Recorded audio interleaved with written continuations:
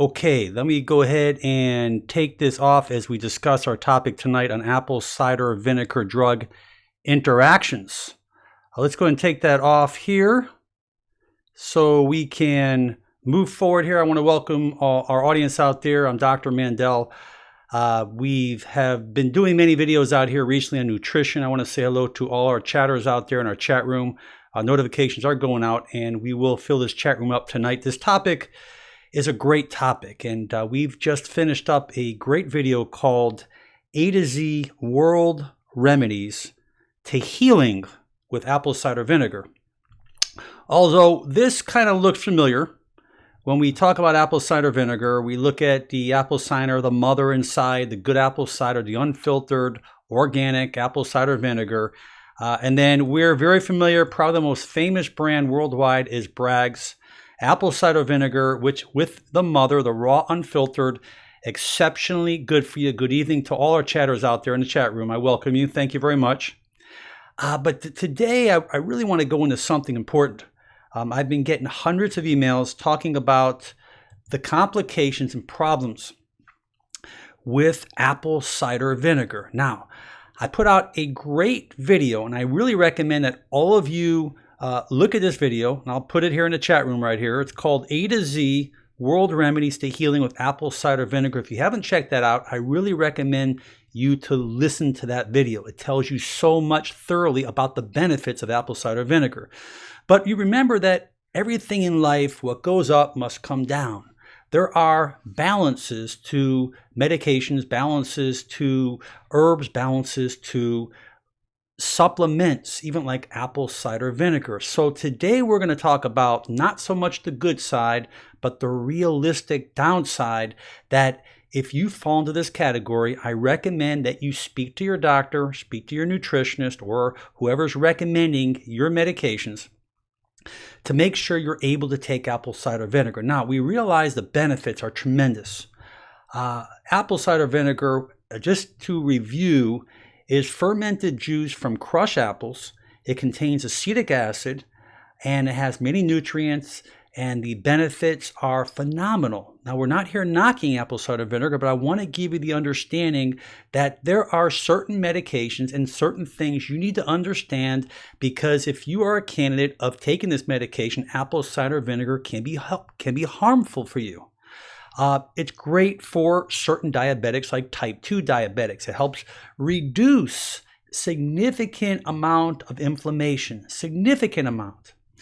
It can help in weight loss, help in cramping, even lowers blood pressure, sore throats, takes away, helps arthritis, infections, lowers cholesterol, improves circulation, great for acne, sunburns, shingles, dandruff, vaginal infections. I mean, it's just an amazing thing, but realize it slows down digestion as one of the reasons why it makes you feel fuller and helps you potentially take in less calories. But we talk about some different things about this apple cider vinegar, so it's my responsibility today to at least give you some background, all right? Because this we're going to discuss thoroughly right here. These are some drug interactions with apple cider vinegar. And the reason why I put it all together, because I want you to have this. This will be posted on my channel, and you can just jot this down, look at it, and write this down. But I'm going to go through each one with you to give you a better understanding, a little bit about what we're talking about here. We look at the first thing, it's called digoxin. Digoxin or lanoxin is a blood pressure medication and an anti-arrhythmic medication. For example, people may have PVCs and get these little flutters in there. They may have an imbalance of the electrical system going on within their heart. They may get fluttering. And people who are taking digoxin need to be aware of apple cider vinegar. And the reason is that apple cider vinegar decreases potassium levels in the body. And low potassium levels in our body can be very, very dangerous, particularly in the heart. So low potassium levels obviously can increase the side effects of lanoxin or this particular medication. So I recommend that if you are taking this medication, please speak to your doctors. Now, I get so many different emails coming in about their medications, so we're going to go through them pretty thoroughly. On the other hand, we look at insulin. Insulin does interact. Now, we're not talking about potentially the oral medications, but the insulin itself. Realize that insulin potentially can decrease potassium levels in the body. So we talk about large amounts of apple cider vinegar. I'm talking about large amounts can decrease potassium levels, and it may affect the balance of the sugar in the blood as well. But I would recommend people who are taking regular insulin to speak to their physicians. Now, between you and I don't hear many cases on this unless you're really ODing on apple cider vinegar. Now, you're going to ask me, how much apple cider vinegar should I be taking? I will tell you the right dosage is about 1 tablespoon to about 8 ounces of water. So, on the other hand, if you're dosing an apple cider vinegar, you're going to affect your potassium levels more. So you need to use good common sense because there's so many benefits of apple cider vinegar. I don't want to turn you off. I don't want to scare you, and I don't want to make you feel like you're going to get sick because the odds of it happening are very slim. But this is for our protection and for your protection. So it's always good to speak to your physician. The next thing I want to bring out, I want to talk about water pills, diuretic drugs. We talk about like the Lasix, which is probably the most common. There are many different types of diuretics out there, and I'm not going to go through all the different names. They can get a little bit complicated, the names, but a diuretic pill is designed to take water out of the body because you are being filled up, which raises blood pressure. So by reducing the fluid content in the body, lowers blood pressure. And obviously, some doctors and physicians will give you blood pressure medication, maybe a beta blocker, as well as Lasix, to help reduce and deplete that extra water. But the key thing about Lasix and a lot of the medications is it depletes potassium. So we're talking about large, but I have to tell you this, large amounts of apple cider vinegar can decrease potassium levels in the body. And we already know that water pills decrease potassium in the body. But the good thing is, I notice that a lot of companies today, a lot of diuretics are adding potassium back into the pills.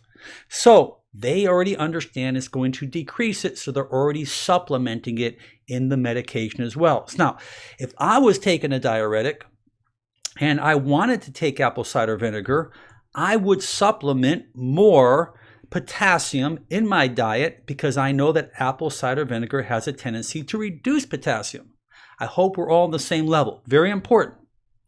The next thing I want to mention is pregnancy. Now, guys, you don't have to worry about this, okay? Either do I. But there are women out there, and there are studies out there that show that apple cider vinegar can cause interactions. I doubt it in the baby as well. So for preventative purposes, they're not really thoroughly investigated. There's not enough studies to really show you this kind of stuff.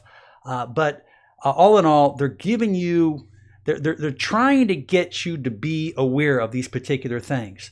I don't know if I can really buy that, but maybe they're talking about in the breastfeeding. Maybe they're talking about during pregnancy and breastfeeding, staying on the safe side. They're saying not to use it.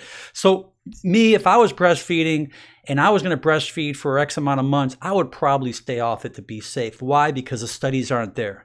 There potentially was a couple studies maybe, or a couple cases where they found problems.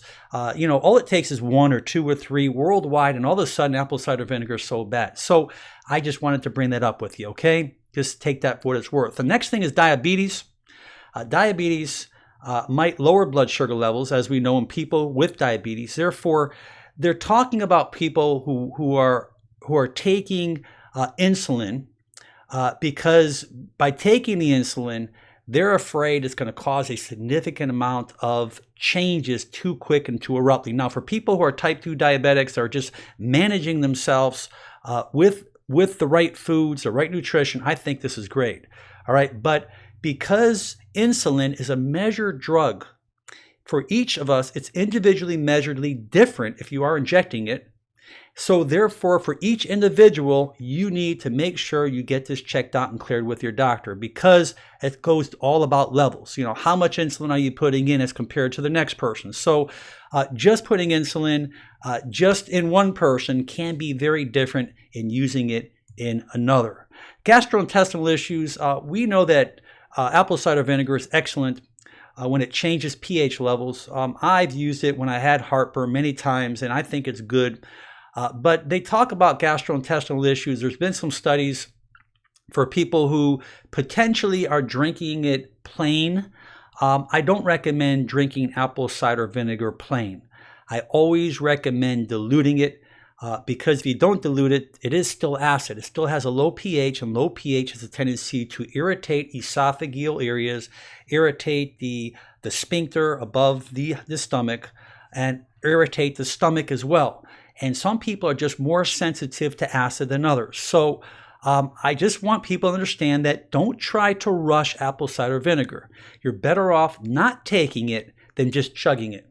People say, no, I just chug it and wash it down. Don't do that. It doesn't have the same effect. It needs water as a dilution to get better optimal properties for your body to go through that pH change. So I don't recommend drinking it out of the bottle. And many people still tell me they do it, and I don't recommend that. Low bone density. They've done studies with low bone density problems. We know that apple cider vinegar is good reducing inflammation, but they've done studies for people with low bone density, people who have osteoporotic problems, and they're saying potentially because it lowers the potassium levels and has a change in the mineral level of what goes on in bones when you already lost so much. I don't really know if I buy this, but they do have a warning here. They state that we know that it causes low potassium, and it does state decreased bone density. But they're saying that if you have a significant, I say significant, here's the word again, amount of serious osteoporosis, it may not be recommended as a supplement. The last is dental concerns. We go right back to chugging the bottle. Let me tell you, this can stain your teeth. It can ruin your teeth. It is acid. Don't be a hero. Dilute it. Listen to me. I know patients of mine who have not diluted this and had really had serious issues in their teeth. And I know as a fact because a dentist, a good friend of mine, works next door to me, and he has told me some nightmares. Just realize that this can cause yellowing of the teeth. It can erode the dental enamel. It can increase the sensitivity, because I use Sensodyne all the time. It just seems to be better for me. Sensodyne today is a great toothpaste, and I recommend that to many people out there. But I use it regularly. And I used to get, when you start getting receded gums, and as we get older, and many of you people out there in our chat room, and hello there, Diana, we know that when our teeth start getting sensitive, we start to panic. We run right to the dentist. And what do? They put us on the Sensodyne, or they give us something where they tell us to stop eating things that are hot. But I will tell you that, drinking things that are hot or drinking things that are cold, and you have erosion going on because of acid, it's as good as eating sugar and going to bed. Don't let that sugar erode, because sugar will erode, and bacteria just like this can erode as well. So do yourself a favor, a little trick for you. And I don't know people out there that do crazy things like I do, because I like the turmeric. I juice the turmeric and the ginger, and I just shot it up with a little bit of honey, a little cayenne pepper, little lemon, and I like to just sip that in, a little shot or two, really good stuff. I want you to understand that by taking this stuff, you may want to use a straw. By taking a straw and sucking it in where it's not going all within your teeth, you're not going to stain it, you're not going to erode it, and just throw the straw out. I always like to say gargle with water a little bit, spit it out. You can brush your teeth if you like, but just dilute. Remember, when you're still putting an acid in your body, it is an acid. Those are the actual main areas I wanted to really cover with you. Very, very important. I will stick to the chat room after this for a little bit. Yes, Brett mentions try coconut oil. Coconut oil, winner, guys. Coconut oil. Check out my video on coconut oil. It is a winner. Great for gingivitis, a great antibacterial. Got lauric acid in it, and it will actually break down a lot of bacteria, even for bad breath. It will cleanse your system, make you more regular. And Diana says that's what she does. She uses a straw anytime she's drinking anything that's staining so she can keep her teeth white. This beautiful lady here, we go back many years on Facebook, and she has a beautiful smile. So speak to Diane in the chat room. She'll give you some good advice because she's doing it right, and she's a very educated woman. I ask you, my listeners out there, or if you are a new listener or a new person who has just tuned in here, I ask you to subscribe to this channel as we are continually rapidly putting out great videos, doing a lot of nutrition, and it's been very helpful for hundreds of thousands of people out there. Go through my self-help videos. We are over 1,000 videos. YouTube is putting all our videos on self-help up on top of the list because we're helping a lot of people. But this is about love, and just spread the word, share it in your social media. And I really appreciate, people out there coming out in the chat room, asking me questions.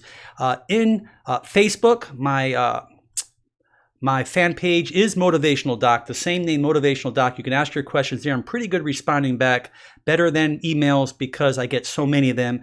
I just want to say God bless you to everyone out there. And I appreciate and love all of you. And we'll be back real soon. Have a beautiful night. As we say here in the U.S., God bless you. Have a good night. And across seas over in Asia, Africa, Europe, we'll say good morning and have a beautiful day. We'll talk to you later. Bye-bye now.